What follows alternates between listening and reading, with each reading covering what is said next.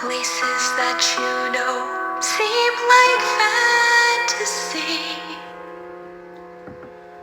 There's a light inside your soul that's still shining in the cold, with the truth, the promise in our hearts.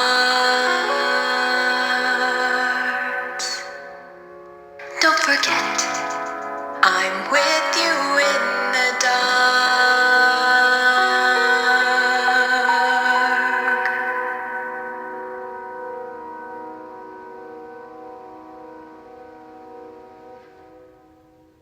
One day, James had to wait at the station for Edward to come in with his train.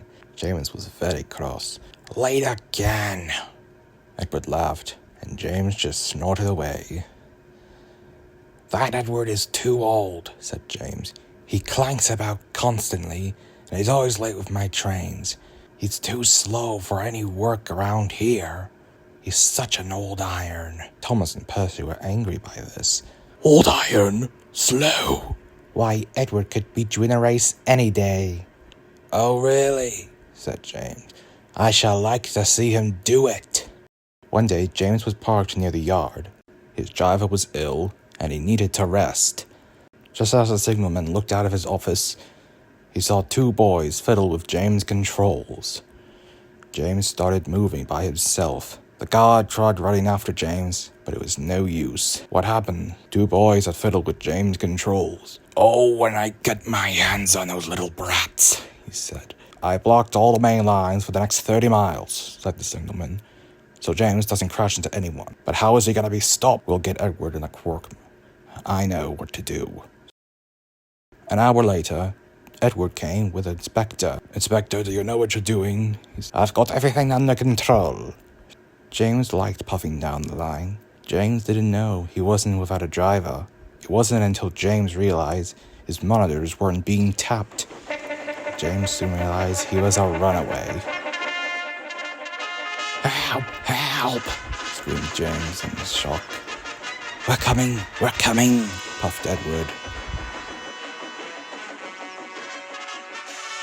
Edward was nearly caught up with James. The inspector had climbed onto Edward and, holding a noose, tried to lasso one of James' buffers. The engine swayed and worse. At last, "Got him!" Pulling the noose tight. Gently braking, Edward driver managed to jump into James' cab and turn off James' brakes, making James now in control.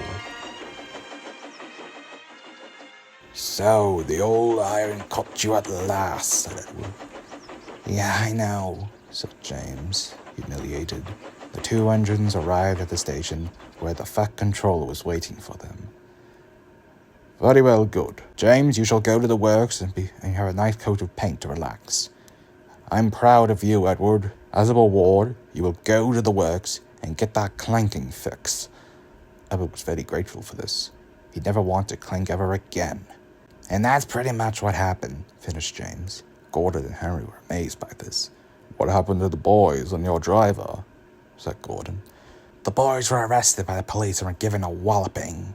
My driver has gotten better," James finished. "We should thank Edward." "Agreed," said James. "I know. We'll whistle so loud we could break the Fat Controller's eardrums." "Probably not to that extent," said James. "But let's whistle a grand cheer for Edward when he returns." And the other engines agreed.